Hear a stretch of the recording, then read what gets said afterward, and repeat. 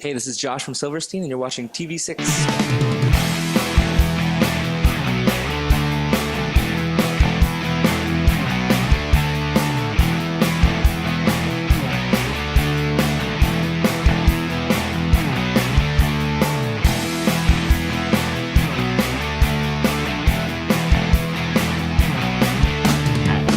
It's Holly here at TV6. I'm here with Josh from Silverstein.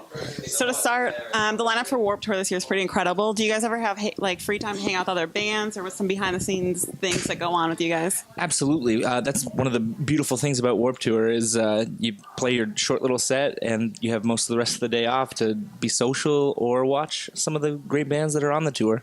Been watching a few, like the Wonder Years, Defeater. There's some really good music on the tour this year, so it's nice to be a part of it. Yeah. And yeah, outside of watching bands in the evenings, you just kind of hang out and have a couple adult beverages. You guys have toured all over the world throughout the years. Do you ever find it difficult when you're in countries with different language barriers? Yes and no. It's it's difficult to communicate like your wants and needs to people.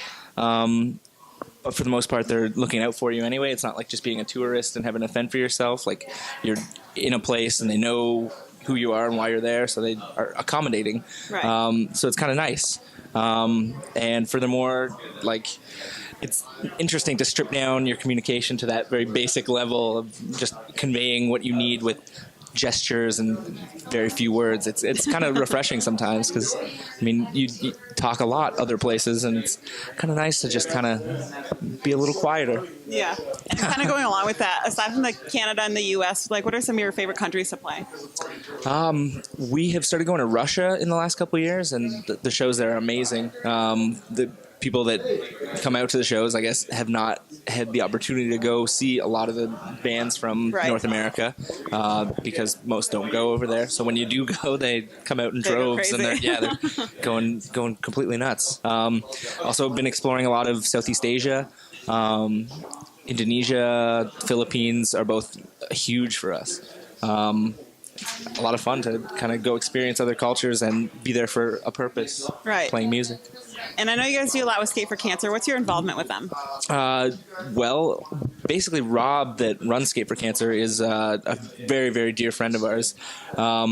And so basically we are happy to support him in any way we can with his mission. So we have had him ride along on tour with us, save a bunk for him so he can promote his cause. We're happy to wear his merch and spread the word.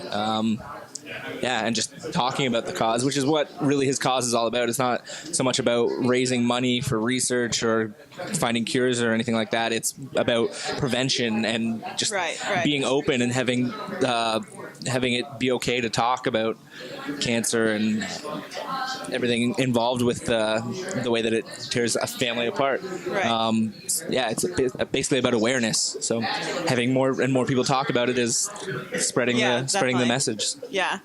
And you guys have been playing for over 10 years now. What changes have you noticed throughout your years, good and bad, throughout the industry? Lots. When we first started touring, the internet didn't really play a big part in how you got your music out to people. It was a fairly new thing, and I remember being on tour and somebody showing us like Friendster and MySpace as those came out, and thinking that was a really cool way to keep in touch with friends that you meet on the road from different places. But still hadn't really even thought about how it could become a tool in promoting a band and promoting your music.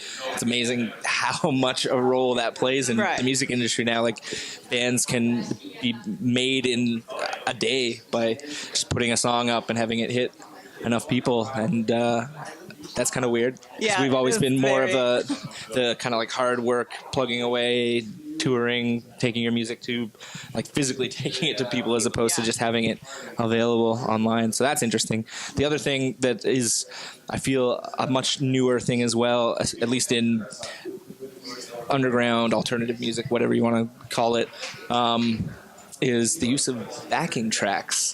There's a lot of bands these days that very little of what you hear when you go to see them is actually being performed on stage. It's pre-recorded and being played off an iPod or whatever. That is a very foreign concept to us, and it's not one that we really support. I wanted, when I pay to go see a musical event, I want to see them play the songs, and even if it's not perfect, I want that character. I want to see how they do it live and how it comes off.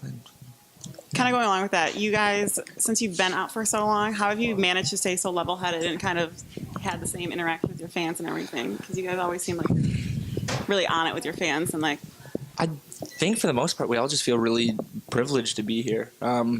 We work hard to do this, and I think that keeps us humble. We have never had anything handed to us all along. We've been working for every little thing that we've gotten. And it happened very slowly. We didn't explode overnight. It's been lots of hard work, just plowing through it and chugging away. And I think that definitely helps keep you level-headed. You tend to look back and be like, whoa, I've accomplished so much. But you don't notice it as much in the moment because it's just little steps up. Right. Yeah. In your latest album, This Is How the Wind Shifts, was released back in February. And what is this album different from the past ones? Well, definitely the biggest difference is our new guitar player, Paul Marc Rousseau. He came in with a bunch of ideas and wrote a bunch of the songs and parts of the songs on the record, which obviously gives it a bit of a fresh new sound because he's a fair bit younger than us, and just breathe kind of some refreshing new life into the band. And going off of the new record as well, is there any songs that personally hit like a certain level for you, like a personal level for you, or is it kind of a collective?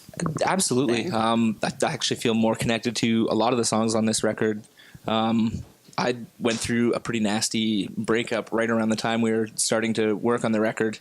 And themes of lost love have always been involved in our music, and Bill actually went through one as well. There's a song about that called Departures, about having somebody leave your life, as well as Paul Marc started a relationship shortly before it. There's a song about that called Arrivals, that come into your life.